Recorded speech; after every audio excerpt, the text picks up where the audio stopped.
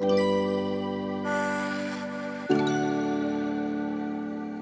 experiences bring a new social innovation program into the community. Something that's really unheard of, that we really need in our community.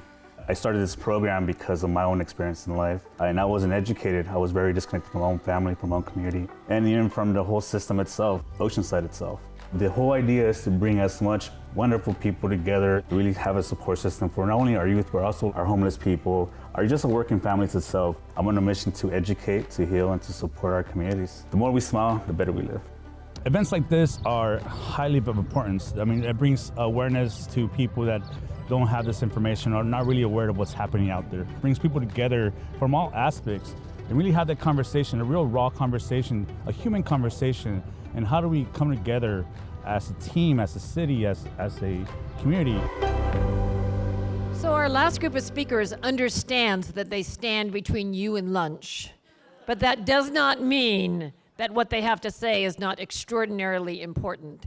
And in fact, they actually carry the basket of hope. So they again will introduce themselves, they have much to say, and will process right before lunch. So give them a hand in advance, please.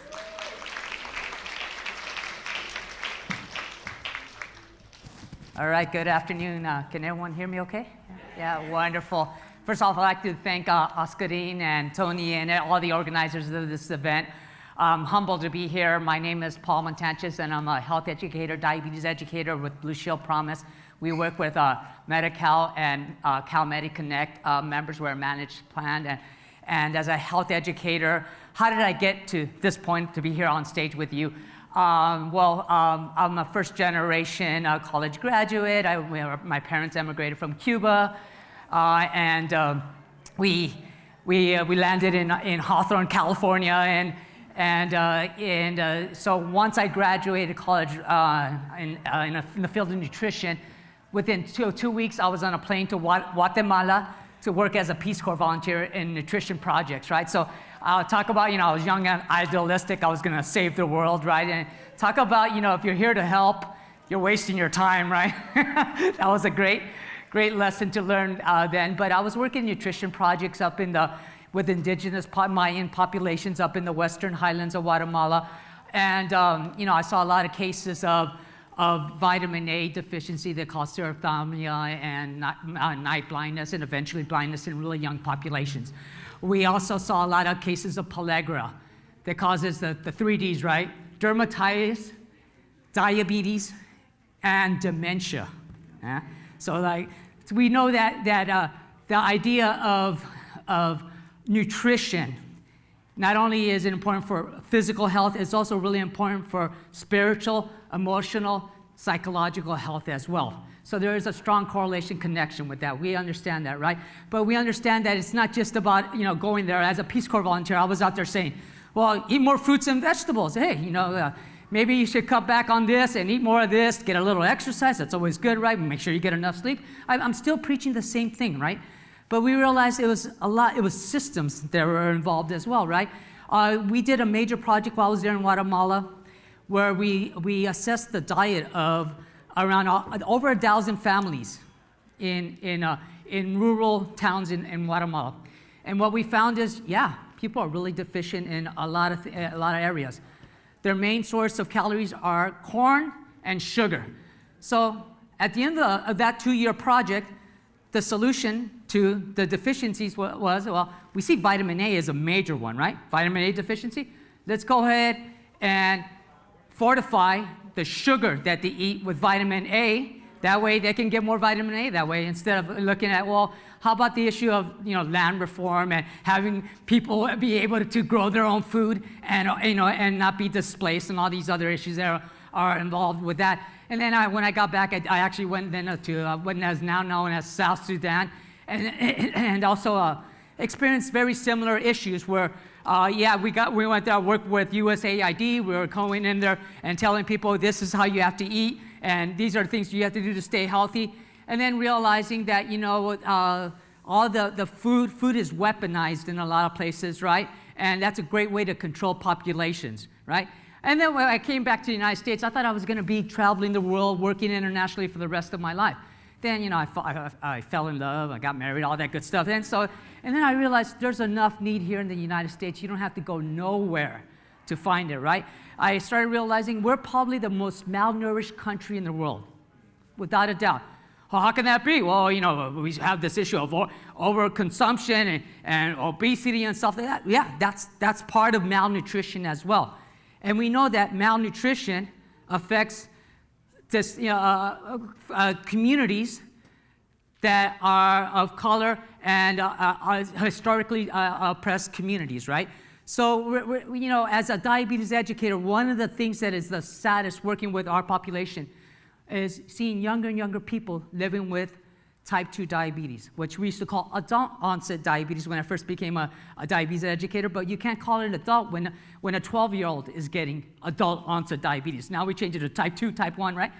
So this idea of what's going on, they say that by 2050, 1 in 3 Americans, people living here in the United States, is going to develop type 2 diabetes, right?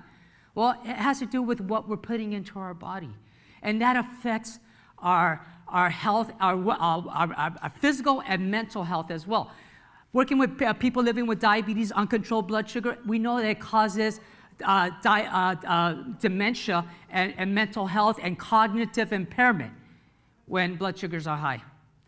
We know that it causes insulin resistance. Now they're saying some endocrinologists, diabetes doctors, have connected dementia and cognitive impairment with insulin resistance of the brain. The same thing that happens that causes diabetes is happening in the brain and causing diabetes of the brain, basically. Huh? So, and a lot of it has to do with what we're eating. So I got my little props here. I feel like Gallagher or Carrot Top for you younger people out there, right? So, a lot of times we go, so I'm pretty blessed. I'm not going to lie to you. On the way in here, within a mile of the radius of where I live in Orange County now, I have all these little local farms and stuff, and so I just stopped at one of them really quickly, and I picked up a box of just a bunch of produce here. We have, look, this beautiful kale. Look at these wonderful carrots here, right? Awesome. So we're constantly telling people, what we need to do is we got to consume more whole unprocessed foods for overall health and well-being. We know that there's a lot of discrimination in access to healthy food. There's food deserts. We're well aware of all this, right? But what are we doing? When families have to go shopping at a liquor store or 7-Eleven, you're not going to find this.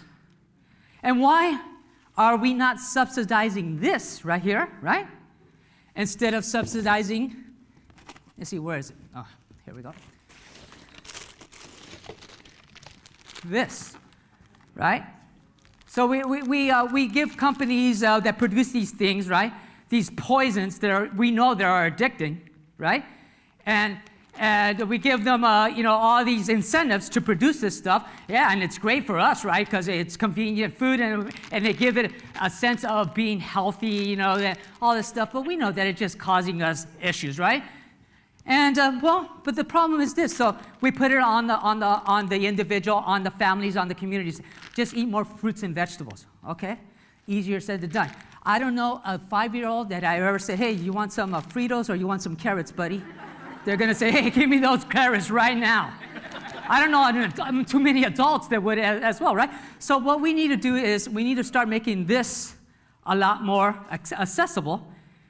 And how can we do that? It's by supporting communities, supported agriculture, your local farms, community gardens, right? Food pantries. And then, so that's our task. We have to start supporting that. Then we also, as educators, right? We have to not only go and talk about eat more fruits and vegetables. One of my partnering health plans in Los Angeles County, LA Care, did a survey with over 1,000 of their members. And they found out that 31% of the respondents did not have one serving of fruit or vegetable the day before. That's a far cry from the 5 that we're always preaching, at least 5 servings of fruits and vegetables. Well, how can we do that? We need to start making this more readily available and affordable. And then we also have to then try to make it taste good. We got to go out there and do cooking demonstrations and bring everybody to the table, right, and say, hey, how can we start making this the norm? And break the addiction to this stuff, right? So I think it's a monumental task, no doubt about it, right? But it starts with us, right? It's like, I love this, the whole idea of love fixes all. The truth is, it's a great, it's been mentioned already, it's a great starting point. But the fact that we're all here, we're all at the table, maybe then we can show love by, I think one of the best ways to show love is by feeding somebody, right? By giving them nutrients, right? So, and that's historically as humans, that's how we gather around the dinner table, we gather around the fire, right? And we share the love by giving somebody nurture. Here, Oscarine, this is for you, buddy. I love you. That's why I'm giving that to you, right? That's how we can do that. So let's go ahead and start working towards that, right? How do we do that? It starts with ourselves. First, we come to the table. Then we bring in our family. We bring in our community. We work together. And then that way, the table is not just this table. It's our breakfast table. It's our lunch table. It's our dinner table, right? We've got a lot of work to do, but I think, it's definitely worth it. One of the saddest things, again, is having a 10-year-old, 11-year-old already with major insulin resistance, with pre-diabetes, and then we have to think like, okay, well, we're going to give you metformin 500 milligrams twice a day. That's going to fix your problem. It's not, or it's like, well, you're lazy, you're not getting enough exercise, you're eating Doritos and drinking soda all day. Well, give that person a better option, and let's help them to, at a young age, to start making these healthy choices and making those choices the norm. Anyway, with that, I know that we're short on time. I appreciate your time and your invite.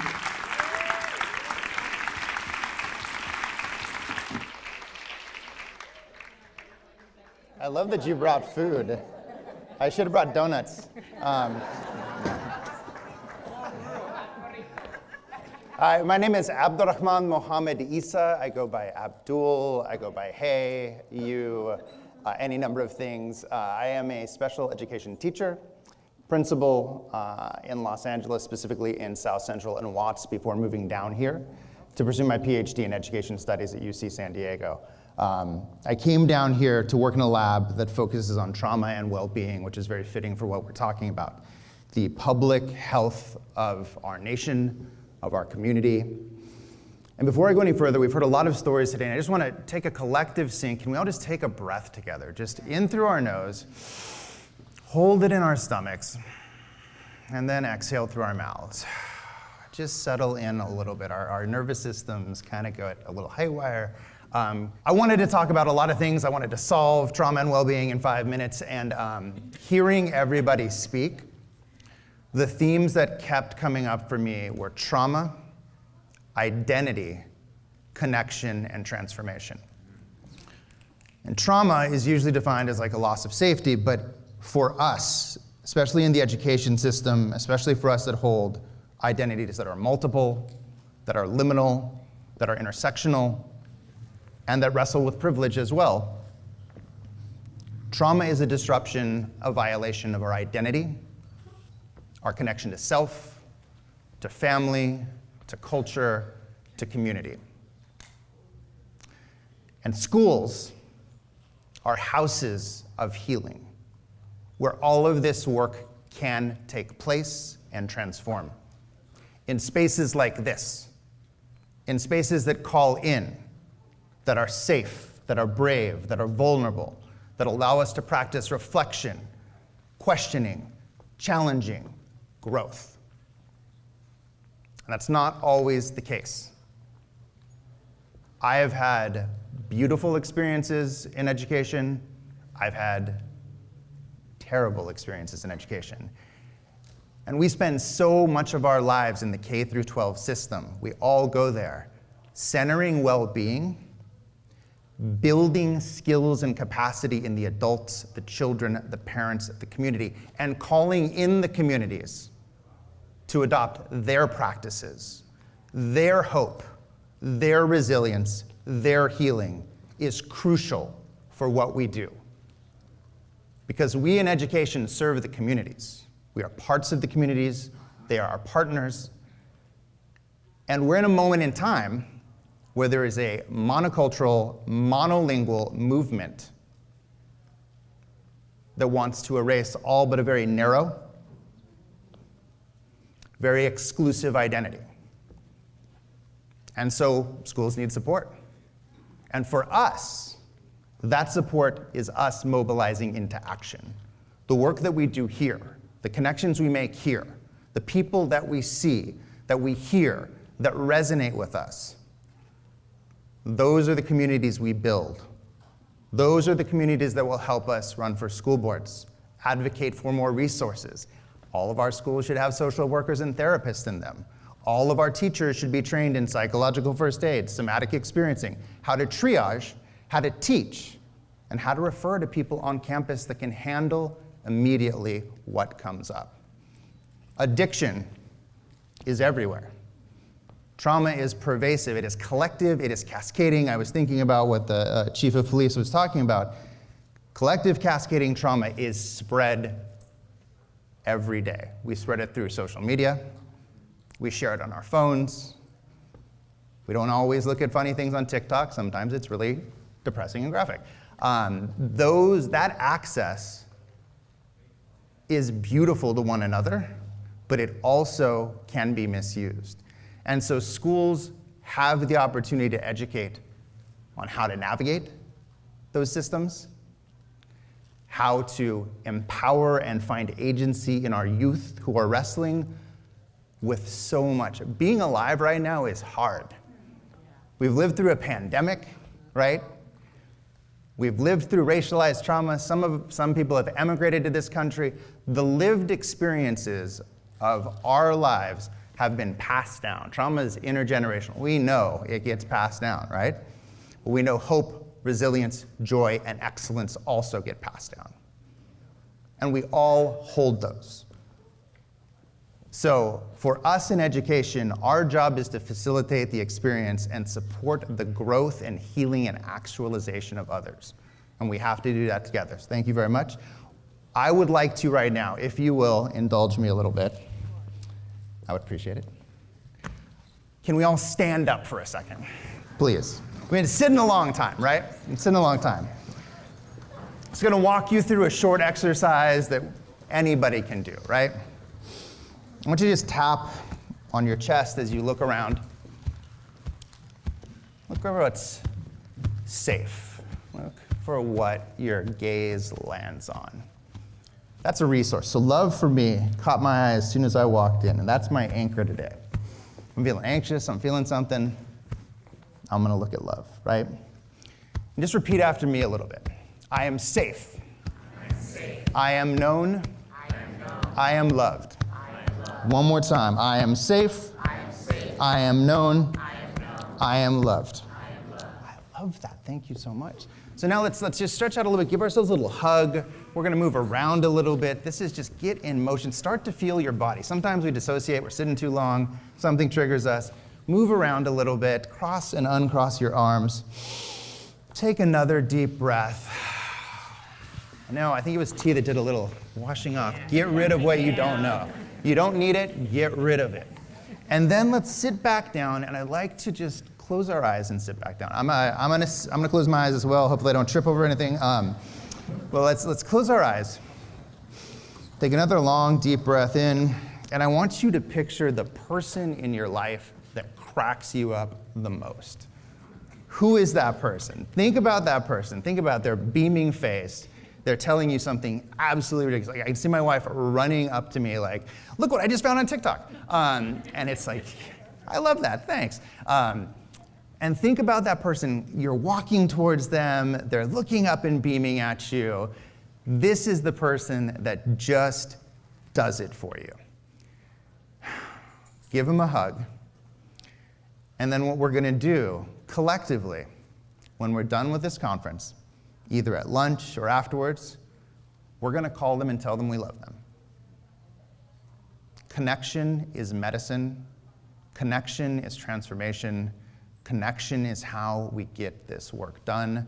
Let's open up our eyes. Am I good to go? All right, I'm gonna wrap it up because I know we're pressed for time, but thank you so much for having me, and thank you, Oscarine.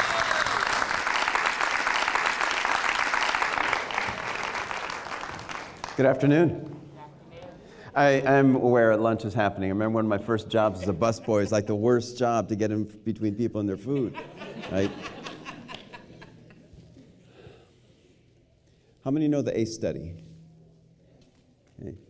Generally, a big connection between what's happened to us and then how we internalize that and how it shows up in our bodies, and how it shows up in our coping mechanisms, our behaviors that help us to numb and disconnect from those experiences, the stressors, the chronic stress, the incidents, things that happen to us that are overwhelming, that threaten our sense of self, maybe physical, maybe real, maybe imagined. And so I grew up with many of those. And just to briefly say that I was abandoned, family like some of have been described, poor, hardworking, not a lot of education, a lot of alcohol, a lot of violence, gang community, Northeast LA. And my way out was school. So I was kind of abandoned. I was the good kid. And then I was abused in different ways. In my experience, it was clergy. And I was wrapped in shame. And then my meteoric path took me to a prep high school in LA, across town, and then to Stanford, first in my family, first in all the relatives. And then a short stint in the seminary, and then in education. And I got my master's, and I got my doctorate at the University of San Diego, educational leadership. And then I was teaching teachers. And then this experience, or series of experiences, got triggered in me, things that I had disconnected from. Because my out was to get out of that, to not remember. It wasn't conscious. I abandoned myself, and I was abusive of myself, and then wrapped in shame, regardless of how many accomplishments I had. And so all that's just to say, so where I am now, I'm a hospice chaplain. Didn't expect to be in this place, but that's all about helping people in their crisis and disconnect find connection, meaning, and purpose. And it's all about helping people understand kind of what we've been carrying around from our past, especially at times when people are now looking at the end of their life and are dealing with all kinds of fear. And so how do I help people live free of that fear and unpack and find wholeness in whatever life has brought us? And that brings me joy. So what I want to cut to is something that I'm doing, what I would think is kind of the democratization of mental health. It would be powerful for first responders, police and firefighters, and my colleagues in healthcare, and families everywhere. And so I recently got certified in something called traumatic incident reduction. It's part of a body of work called applied metapsychology. So psychology, study of spirit, study of behavior, what's behind that. Right? And then now that we can describe that, it's not what's wrong with you, it's what happened to you, and we can unpack that. Well, then how do we unpack that in ways that are liberating? Because after I had PTSD, when all the stuff came up for me in 2002, it was terrifying. I was a smart enough guy, had a solid life, good career, good support, and tried a lot of different things. And so I don't dishonor any of the resources in ways that people find themselves to be whole and supported in community and in relationships and different kinds of mental health support, behavioral health support. I want to invite you into this quick exercise to have a sense of, okay, so we know some stuff, but what's behind that? And so here's the deal. We came here to promote safety and mental health. And so I have these 3 questions related to that. I'm going to ask you, and I'm going to ask a follow-up question behind that. I'm going to run that loop just twice. So it'll be 6 questions. So whether you want to keep your eyes open, closed, my question is, to promote safety and mental health, what do I need to be? So take that in. What do I need to be to promote safety and mental health? Okay. What do I need to be? Now, where does that come from? Maybe there's some good things, maybe some not so good things. Okay, take a breath. Second question. In order to promote safety and mental health, what do I need to do? Take that in. What do I need to do? Okay. Now, where does that come from?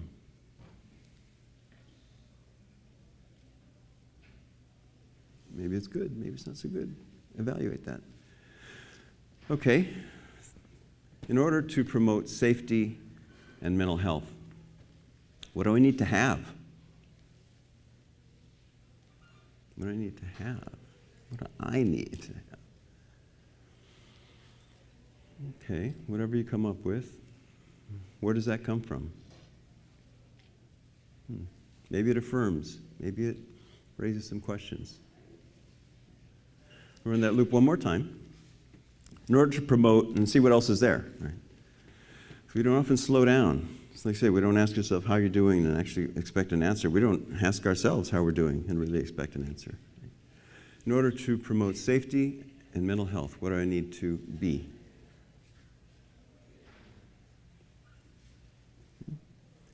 And where does that come from? In order to promote safety and mental health, what do I need to do?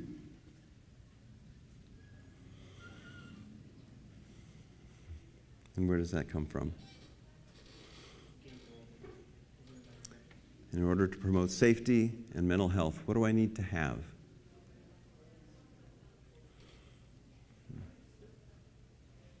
And where does that come from? Thank you.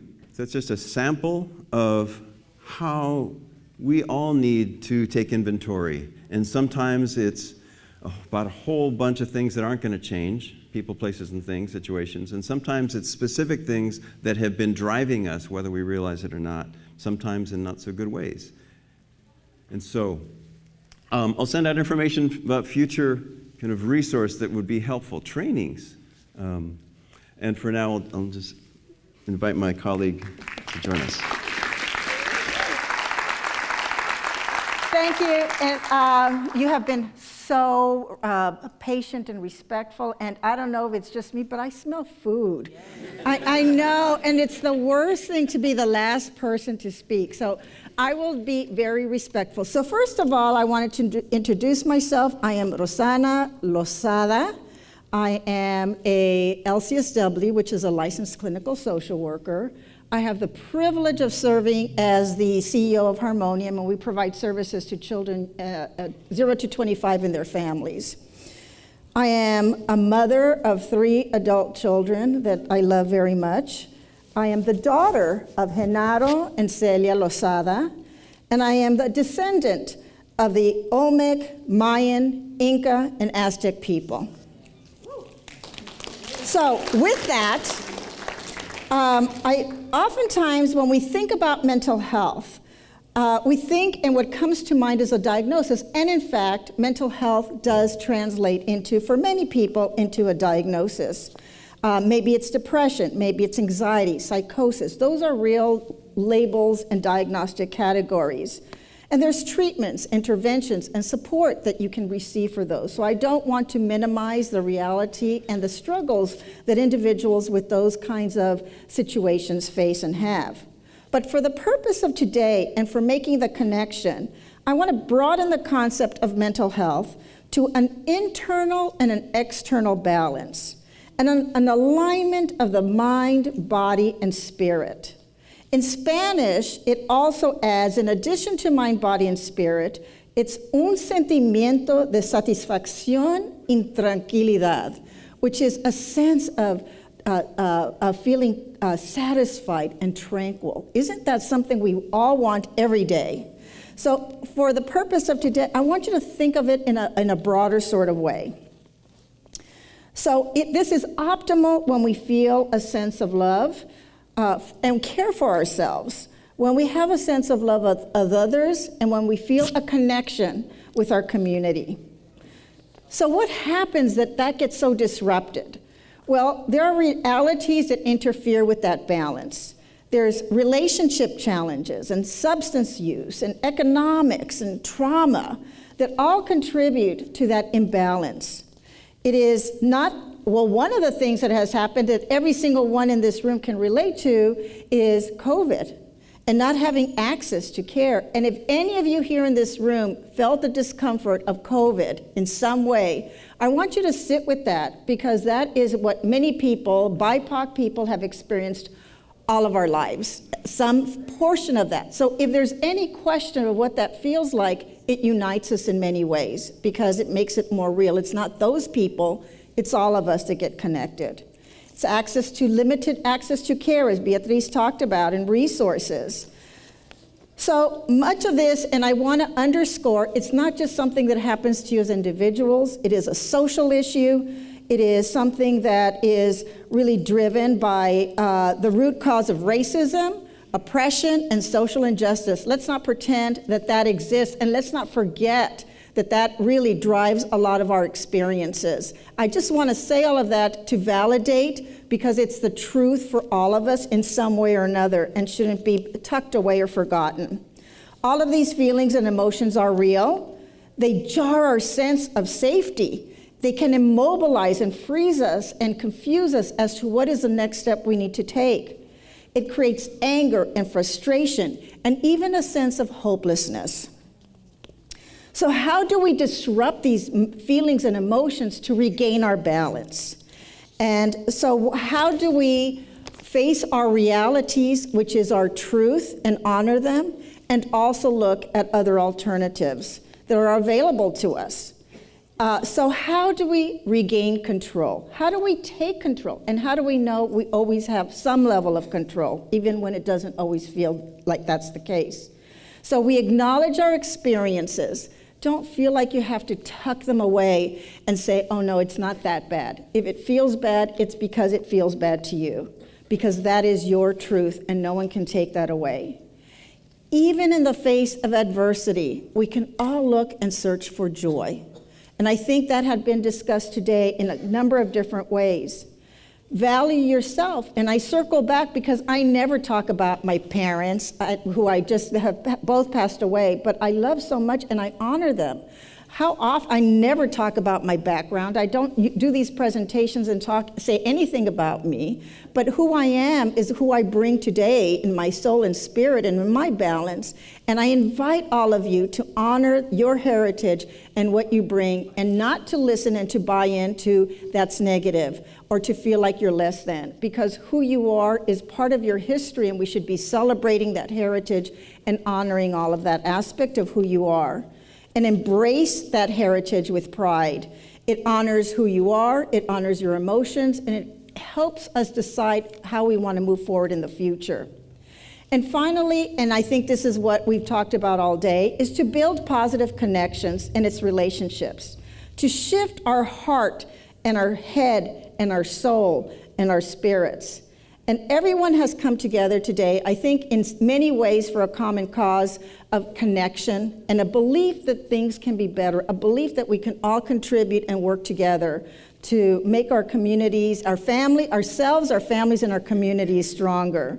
So with all of that, I just want to say to believe in yourselves, and working together is really a collaborative process. Believe in your experience, honor what you have experienced in your lives. Mental health is about wellness, and wellness is something that we all are entitled and have a right to achieve, and it really starts within. But the message from within is oftentimes influenced by the external messages, and we can regain our control by ensuring that those negative messages, we're paying attention to them, and we're redefining that, because every single one of us in this room, all of you, deserve to have, maybe not all the time, but every day, at least moments where you feel centered and cared for and loved and a sense of joy. And that's about mental health and a sense of being well. So thank you.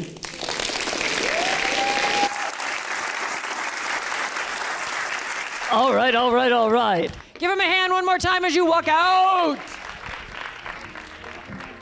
Welcome, everyone. Although I'm saddened that I'm not able to be with you today to participate in these critically important conversations, I am working every day, as are many of you, to change the way that we imagine and create healthy, safe, and vibrant communities here in San Diego County.